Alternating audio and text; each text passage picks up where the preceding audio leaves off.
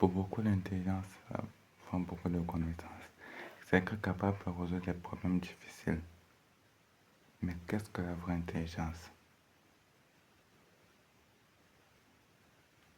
C'est ce que nous verrons dans cette vidéo intitulée l'équilibre des cimes.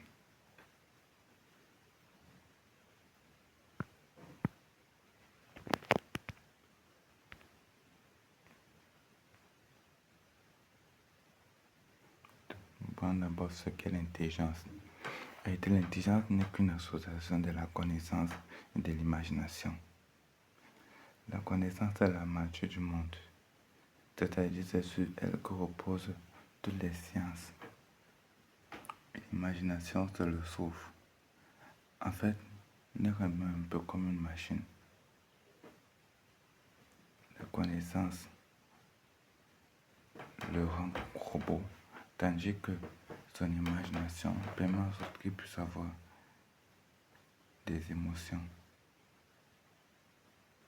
Il est noté que nos émotions, notre imagination ne vient que de nos émotions, ne vient que par nos émotions. C'est lorsqu'on est triste, lorsqu'on est malheureux, lorsqu'on est joyeux, lorsqu'on est content, qu'on s'imagine des choses meilleures, des situations meilleures.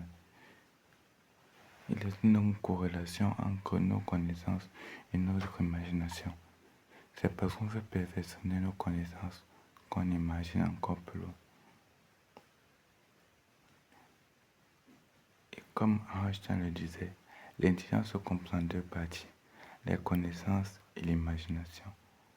Et l'intelligence ne donne pas tout savoir, mais c'est savoir utiliser son intelligence et son imagination à bon escient.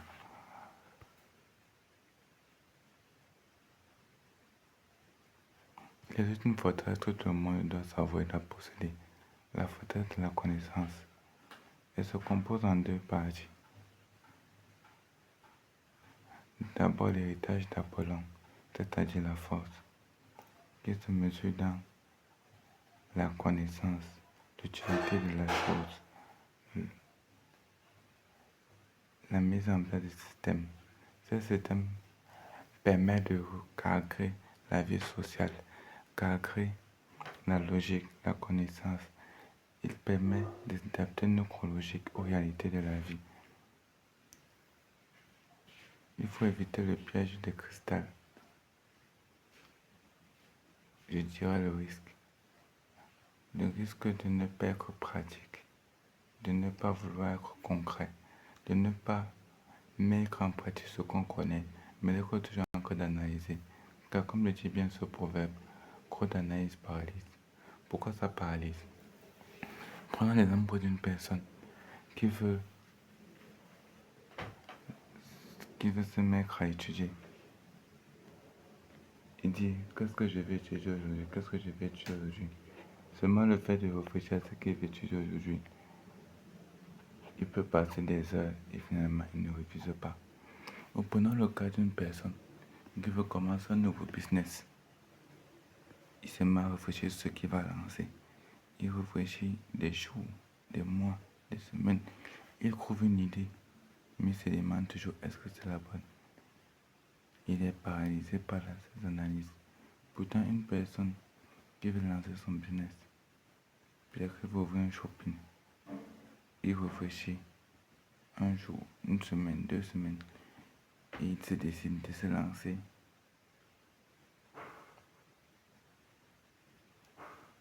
Il peut avoir plus de profit que celui qui ne va même pas se lancer parce qu'il dit qu'il réfléchit encore.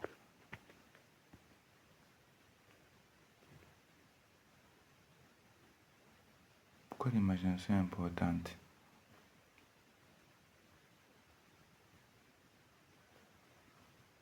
Il est à noter que l'imagination permet de développer la pensée divergente, contrairement à la pensée convergente qui se fixe sur un seul point précis, c'est-à-dire sur la réponse exacte dans une situation donnée. La pensée divergente, elle, explore d'autres ressources, elle explore d'autres façons de penser, d'autres façons d'illustrer un concept, d'autres façons de calculer. Par exemple, si je vous dis 2 plus 2, 4.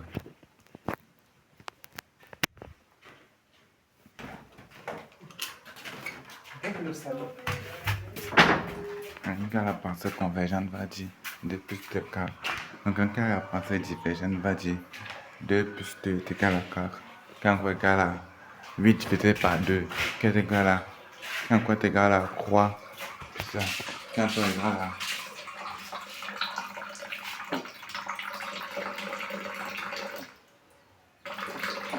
3 plus 1, quand est égal à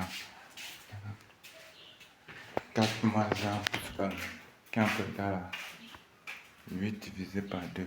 Toutes ces réponses. En outre, l'imagination permet de stimuler son mental. C'est le moteur exclusif du programme. Par contre, celui qui imagine trop peut entrer dans un isolement social et la procrastination. En effet, s'il ne structure pas sa créativité, elle devient volatile. Il est incapable d'affronter la dureté de la matière.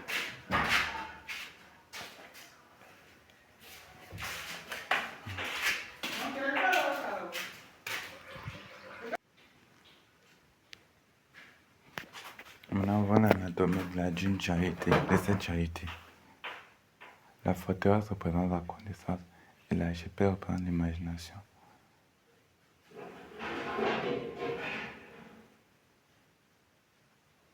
Un adjectif littéraire, on a Sophia, qui est l'architecte, c'est-à-dire la sagesse elle-même, le savoir et la connaissance. L'homme apprend encore et encore. Il se cultive pour développer son savoir, sa connaissance. Par contre, dans l'imagination, l'homme développe l'alchimiste, c'est-à-dire qu'il voit au-delà de ce que les autres voient. Il crée son propre univers.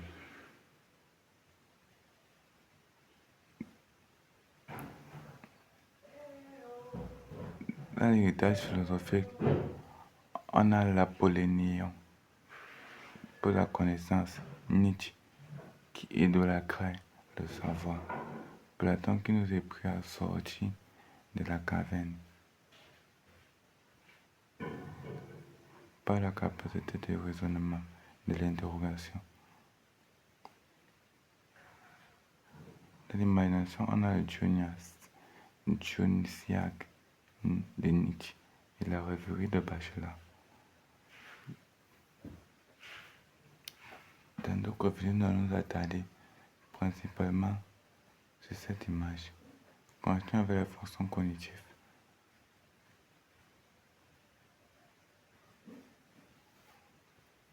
La forteresse, c'est-à-dire la connaissance, permet de contrôler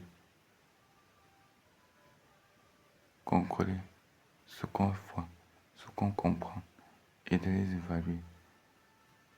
Ce qui ne pose pas la créativité, mais pose plutôt à la rétention et à la réinvesture. Pourtant, la génération et la stimulation sont l'œuvre de la GPS, c'est-à-dire l'imagination. Celui qui développe donc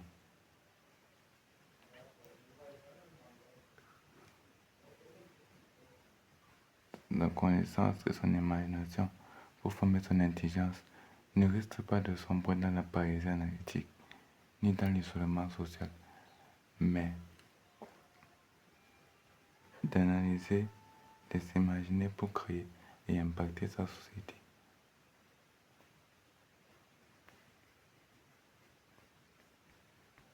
En conclusion, une personne intellectuelle est un véritable artiste quand il a la maîtrise de la frontière entre le réel et l'imagination. Et cette image résume bien tout ce que nous avons dit. La personne projette un futur. Il partit des scénarios et des mondes qui n'existaient pas encore. Puis il va le faire ancrer dans le réel en utilisant des technologies, des systèmes comme fondation. Et enfin, il va utiliser le mouvement. Car en réalité, l'intelligence n'est pas un choix, mais c'est un voyage constant entre l'homme et sa vie.